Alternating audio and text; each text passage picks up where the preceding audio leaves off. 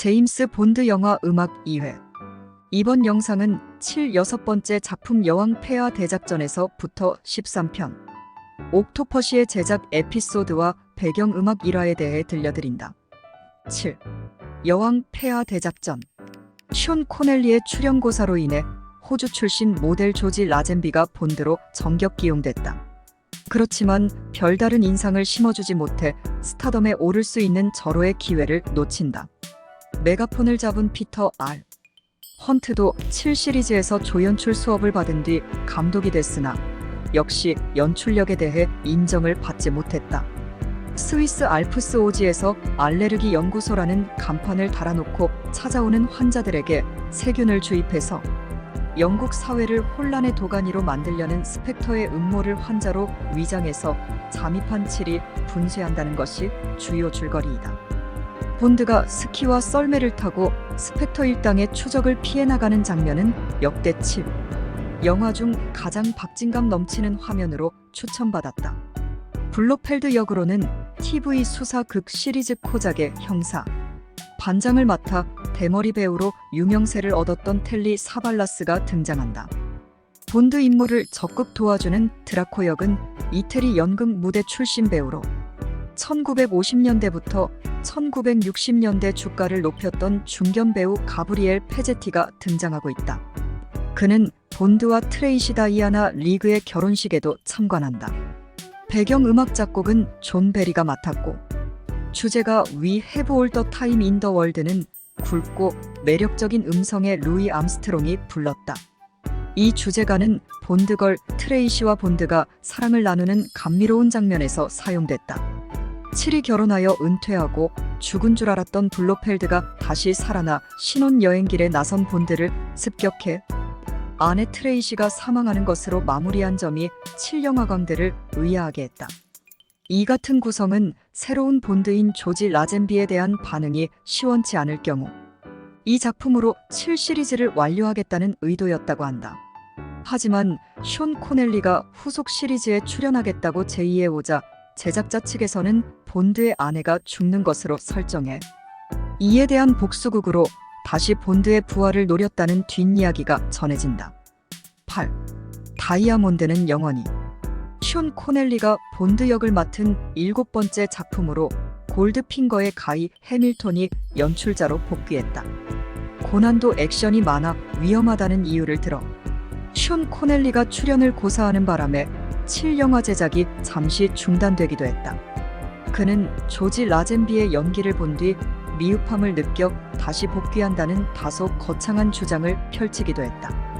원작은 남아프리카에서 채굴된 다이아몬드를 유럽과 미국으로 밀수하는 조직을 발견하고 이 조직을 일망타진하는 본드의 활약상에 초점이 맞춰져 있는데 영화로 선보이면서 많은 부분이 변형된다. 블로펠드는 우주개발 사업을 벌이고 있는 미국의 재벌 기업을 인수해 밀수로 획득한 다이아몬드로 제조한 광선총을 이용하여 각국의 군사시설을 파괴시킨다. 그런 다음 거액의 이 광선총을 구입할 나라를 수소문한다. 아내를 살해한 블로펠드가 이 같은 음모를 꾸몄다는 것을 알아낸 본드는 밀수 조직에 잠입해서 결국 그의 가당찮은 계획을 무산시키는 데 성공한다. 다이아몬드 세계 최대 생산지인 남아프리카를 무대로 유럽, 미국 라스베가스, LA, 팜 스프링스 등 주요 유흥, 오락시설이 무대로 등장해 볼거리를 제공한다. 블로펠드 역은 찰스 그레이가 맡았고 본드걸로는 미 국무장관이었던 헨리 키신저와의 연문설로 알려진 질 세인트 존이 등장한다. 그녀는 다이아몬드 밀수 조직 요원 티파니 역을 맡았다. 컨트리 가수 지미 딘이 블로펠드에게 기업체를 뺏기는 재벌 총수 윌라드 역으로 얼굴을 비췄다. 배경음악 작곡은 존 베리가 맡았다. 주제곡 다이아몬드 아 포에버는 골드 핑거의 동명 타이틀곡을 불렀던 셜리 베시가 맡아 서정적인 노랫말을 들려주고 있다. 특수장비로는 달 탐사에 이용하는 바퀴 셋 달린 월면차를 비롯해 상대방의 손을 찍어 무력화시키는데 쓰는 카드 모양의 비밀기구, 포드사 제작 무스탕, 레이저 장치를 겸비한 레이저 광선총 등이 시선을 끌었다. 9. 죽느냐 사느냐. 숀 코넬리, 조지 라젠비에 이어 로저 무어가 3대 제임스 본드로 등장한다. 본드 역을 맡은 로저 무어가 전임자였던 셔. 코넬리보다 3살 연상이라는 점 때문에 성형수술을 받고 출연했다는 일화를 남겼다. 카리브해를 무대로 미스터 빅이 이끄는 마약 밀매 조직을 일망타진하는 과정을 담고 있다. 이색적인 흥미거리로 사교 집단인 부두교의 종교의식과 점성술을 하는 여인 등을 등장시켰지만 영화의 품위만 추락시켰다는 따가운 지탄을 받았다. 마약 두목 카난가 겸 미스터 빅 등 1인 2역은 뚱뚱보 흑인 배우인 야페트 코토가 맡았다. 그의 부하 사메디 남작으로는 게프리 홀더가 등장한다.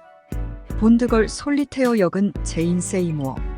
역대 본드걸은 데뷔작이 은퇴작이 됐지만 그녀는 TV 시리즈물로 각색된 프랑켄슈타인을 비롯해 죽느냐 사느냐, 이전에는 제임스 딘, 주연의 에덴의 동쪽에서 모친 케이트 역을 열연해 호평을 얻어낸 전력을 갖고 있었다.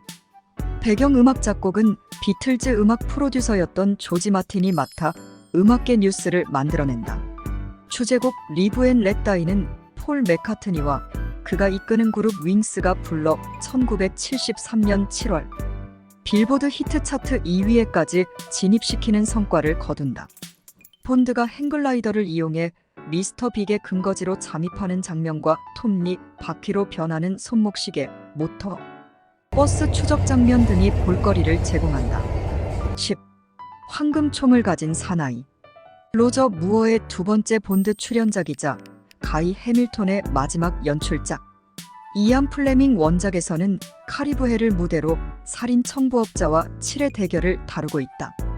영화에서는 중국, 홍콩, 동남아 등지로 무대를 바꾸어 진행시키고 있다. 태양열을 이용해 동력 에너지를 얻을 수 있는 기계 장치를 손에 넣기 위해 혈안이 된 스카라만가와 이를 알아차린 본드의 저지작전이 줄거리를 이루고 있다. 본드의 만만치 않은 적수 스카라만가 역은 드라큘라 시리즈로 1960년대 공포영화 신드롬을 몰고 왔던 크리스토퍼 리가 맡았다. 비록 악한이지만 자신의 일에 상당한 자부심을 갖고 있는 인물로 등장하고 있다. 스카라만가 신복 부하 닉 넥역으로 등장하는 이는 실제로 난쟁이인 허브 빌레차이즈다. 그는 본드 영화 출연 이후 신체적 약점을 역이용해 인기 배우로 주목받았다. 출연작 중 TV 시리즈 환상의 섬의 공동주역을 맡아 국내에서도 높은 시청률을 기록한 바 있다. 2명의 본드걸이 등장하고 있다. 신인을 기용하던 관례를 깨고 팝 가수 로드 스튜어트와 한때 연문을 뿌렸던 중견 배우 브리트 에크랜드가 영국 정보원 메리 굿나잇 역으로 등장하고 있다. 이에 가세하는 또 다른 미모의 여인 안드레아 역은 스웨덴 출신 모드 아담스. 그녀는 스카라만가의 애인 역할로 출연하고 있다. 이 영화에서 그녀는 스카라만가를 배신하고 본드에게 협조했다는 이유로 제거되지만 후에 옥토퍼시에서 히로인으로 재기용된다. 이런 전력 때문에 모드 아담스는 7영화 사상 최초로 본드걸을 2번 맡았으며 주연으로 발탁된 최초의 여배우라는 명예를 보유하게 된다. 배경음악은 변함없이 존 베리가 맡았다. 타이틀곡 더 맨 위드 더 골든 건은 지금도 졸업 시즌이면 애청되는 투서 위드 러브의 루루가 불러주었다. 주제곡은 가수나 작곡자가 쏟은 노력만큼의 호응을 얻지 못해 아쉬움을 남긴다. 루루의 가창력을 지나치게 믿고 고음을 사용한 것 흥행 실패가 됐다는 지적을 들었다. 본드보다는 적수인 스카라만가가 비장의 무기를 더욱 많이 구비하고 있는 것으로 설정한 것도 전작들과는 차별됐다. 장신구로 갖고 다니다가 무기로 전환되는 순금도금 황금총을 비롯해 제트 엔진 위에 날개를 달면 비행기로 변하는 마타도어 카시니 쿠페 자동차 태양광선을 이용한 휴대용 권총 등이 눈요깃거리가 됐다. 이에 대응해 본드는 360도 회전과 함께 20m 이상 점프가 가능한 만능 전용차 호네트 해치백을 사용해 흥미진진한 액션 장면을 펼쳐주었다. 죽느냐 사느냐에서 뚱보 보안관으로 낯이 익은 클리프턴 제임스가 이 작품에서는 휴가차 홍콩을 찾았다가 본드와 스카라만가에 밀고 당기는 신경전에 휩싸여 공경을 당하는 보안관 페퍼 역으로 출연하고 있다. 10일, 나를 사랑한 스파이. 숀 코넬리가 구축해놓은 본드의 이미지를 떨어내고 로저 무어가 자신의 이미지로 새로운 본드상을 제시했다는 평을 받은 작품이다. 로저 무어의 두 편의 출연작이 기대 이하의 흥행 성적을 기록하자 제작자 측에서는 이번 작품도 실패하면 7영화를 더 이상 만들지 않겠다는 배수진을 치고 공개한 작품이다. 이런 각오에 대해 관객들의 성원이 뒤따라 주어 7신화는 지속될 수 있었다. 원작은 이안 플레밍의 소설 중 가장 이색적인 줄거리를 가진 작품. 어느 여성이 자신이 체험한 인생 역정을 수기 형식의 1인칭 화법으로 쓴 것이다. 소설 여주인공 비비안은 애인에게 배신당하자 마음을 달래기 위해 캐나다 횡단 여행을 떠난다. 여행 도중 여비를 마련하기 위해 어느 모텔에서 아르바이트를 하다가 보험금을 노린 모텔 주인에게 고용된 불안당들에게 폭행을 당하고 살해될 위기에 직면한다. 귀국길에 오르던 제임스 본드가 이를 발견하고 그녀를 위기에서 구해준다는 내용이다. 이 같은 소재는 미국, 영국, 소련의 핵 잠수함을 납치해 상대 국가에 미사일을 발사하게 만들어 핵전쟁을 일으켜 지구를 멸망시킨다. 그 뒤 수중 지하에 미래 도시를 건설해 최고 통치자로 군림하겠다는 망상에 사로잡혀 있는 갑부의 소행을 본드가 무력화시키는 과정을 목격하고 이를 구술해 나가는 것으로 변형된다. 촬영 무대가 알프스를 위시해서 이집트, 대서양 등으로 각국의 주요 풍물을 담아 국제시장에서 좀 더 폭넓은 호응을 받을 수 있는 발판을 마련했다. 출연진 중 악역 칼 스트롬버그 역은 맥시밀리안 쉘과 함께 독일 출신 성격파 배우로 손꼽히는 쿠르드 유르겐스가 맡았다. 전편에서는 본드의 작전을 방해하는 이로 난쟁이가 등장했다. 이번에는 2m가 넘는 장신 배우 리차드 킬이 조스 역으로 등장해 본드의 안전을 위협하는 끈질긴 악당 역할을 펼쳐준다. 본드걸은 강렬한 인상을 풍겨주고 있는 시선이 매력적인 모델 출신의 바바라 바크가 등장해 칠에게 적극 협력하는 소련 여성정보부 요원 안야 역을 연연하고 있다. 단역이었지만 헬리콥터를 타고 본드를 공격하다가 미사일 공격으로 목숨을 잃는 스트롬버그의 부하 나오미 역의 캐롤라인 문로는 섹시 육체파 배우 마릴린 몰로를 떠올려주는 육감적인 몸매가 돋보였다.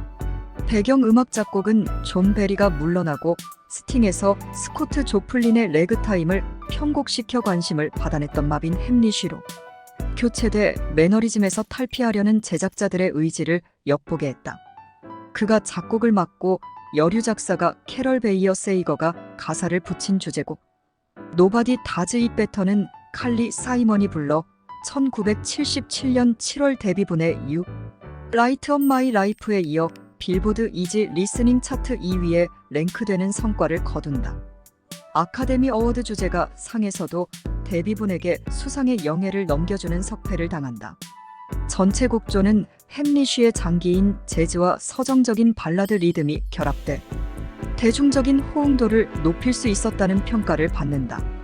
7이 몰고 다니는 첨단 장비를 갖춘 로터스 에스프리 자동차는 수중에서는 미사일과 기뢰 등을 발사할 수 있는 소형 잠수함 역할을 해내고 있어 자동차 수집광들의 감탄을 자아냈다. 소형 마이크로 카메라로 활용할 수 있는 소형 잠수함 역할을 해내고 있어 자동차 수집광들의 눈길을 사로잡는다.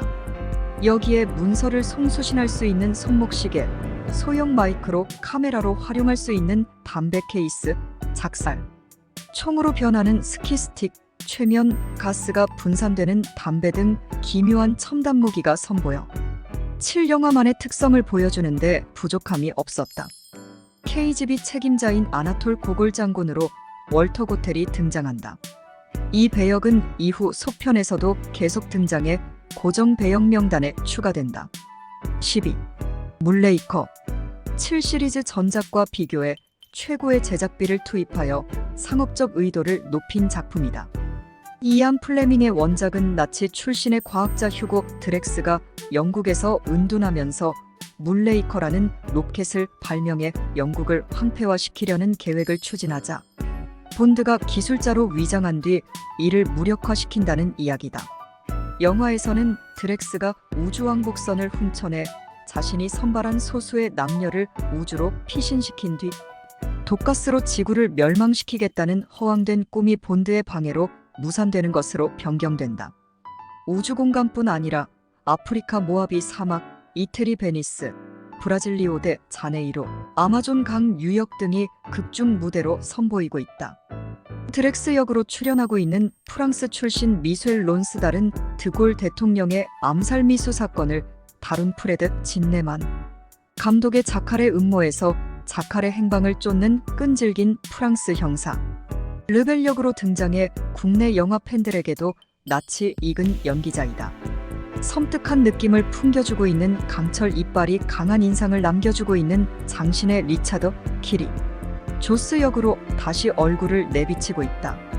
전편의 악역과는 달리 이번에는 개과천선, 본드와 협심해 지구의 멸망을 저지하는 정의의 사도 역할을 한다. CIA에 이어 첩보원 홀리 역의 로이스 칠레가 본드걸 역할로 등장한다. 이에 맞서 드렉스 여비서 코린 역으로는 엠마누엘로 성인 영화붐을 주도한 저스트 제킨 감독의 오 양의 이야기의 주역을 맡아 실비아 크리스탈의 버금가는 육감적 매력을 풍겨주었던 프랑스 여배우 콜린 클레리가 출연하고 있다. 배경음악 작곡은 다시 존 베리가 맡았다. 주제가 물레이커는 셜리 베시가 맡아 7주제가를 통산 3번째 부르는 영예를 얻었지만 대중적 호응은 기대 이하였다. 미국 우주협회에서 제작을 지원했다는 우주왕복선 물레이커는 수중에서는 고속보트로, 지상에서는 자동차로 활용할 수 있는 수륙 겸용 장비와 모터보트 겸 행글라이더로 이용되는 비밀무기로 시선을 끌었다. 출연진 중 본드의 직속상관 애멱의 버나드리가 이 작품을 마지막으로 타계해 영화인들의 안타까움을 자아냈다. 오프닝에서 한 개의 낙하산을 차지하기 위해 본드와 조스가 치열하게 난투극을 벌이는 장면도 오락 영화의 잔재미를 더해주었다. 13. For Your Eyes Only 7영화가 기상천외한 장면과 장비만을 등장시켜 점점 설득력을 잃어가고 있다는 비판을 염두에 두고 좀 더 현실성 있는 소재와 설정으로 변신을 시도했던 작품이다. 감독으로 초빙된 존 글렌은 7 시리즈에서 조연출과 편집을 담당하다 실력을 인정받아 연출자로 변신했다. 그는 이전 감독들이 특수 효과를 가미한 눈요기 장면에 치중한 것에서 탈피해 현실감 있는 액션과 추적 장면을 적절히 배합시켜 이후 살인 면허까지 7 시리즈 후속편의 대부분을 진두지휘하여 만들어낸다. 미사일 운행장치를 싣고 항해하던 영국 해군 함정이 침몰한다. 이후 바닷속에 수장된 미사일 유도장치를 손에 넣기 위해 소련 KGB와 영국 정부, 그리고 이를 입수하여 거액을 챙기려는 범죄 조직 등 3자 간의 치열한 미사일 선점 작전이 주된 줄거리로 펼쳐진다. 지중해, 스페인, 그리스 등 유럽의 진기한 자연 풍경이 볼만하며 스키와 오토바이 추적 장면이 손에 땀을 쥐게 한다. 콜롬보 범죄 조직 우두머리 밀로스 역으로 토폴이 등장한다. 토폴은 노만 주이슨 감독의 지붕 위의 바이올린에서 딸들에게 무한한 애정을 쏟는 부친 태비의 역으로 깊은 인상을 심어준 바 있다. 본드걸은 캐롤 부케가 캐스팅된다. 그녀는 극중 부모가 범죄 집단에 피살당하자 특기인 석궁으로 복수를 꿈꾸는 멜리나 역을 맡고 있다. 피겨 스케이팅 선수 비비 역의 여배우는 실제 피겨 스케이팅 선수 출신 린 홀리 존슨이 등장해 7을 유혹하는 끼 있는 여성을 기대 이상으로 해냈다. 7과 내통했다는 이유로 목숨을 잃는 리즐 역은 카산드라 해리스가 출연하고 있다. 배경음악은 존 베리, 마빈 햄리쉬에 이어 빌 콘티가 맡았다. 그는 실베스타 스텔론을 단번에 톱스타로 부각시킨 로키 주제곡 고나 플라이나우를 작곡해 당당히 아카데미 작곡상을 따낸 실력파 작곡가이다. 동명 타이틀곡은 모닝트레인, 모던걸 등의 히트곡을 통해 청정수 같은 청아한 보컬을 발휘했던 스코틀랜드 출신 가수 시나 이스톤이 열창해 1981년 8월 빌보드 차트 4위까지 진입시킨다. 멜리나가 자유자재로 활용하는 석궁을 비롯해 컴퓨터로 범인의 얼굴, 사진을 재현시키는 몽타주 장비 등이 이색적인 장비로 시선을 모았다. 14. 옥토퍼시.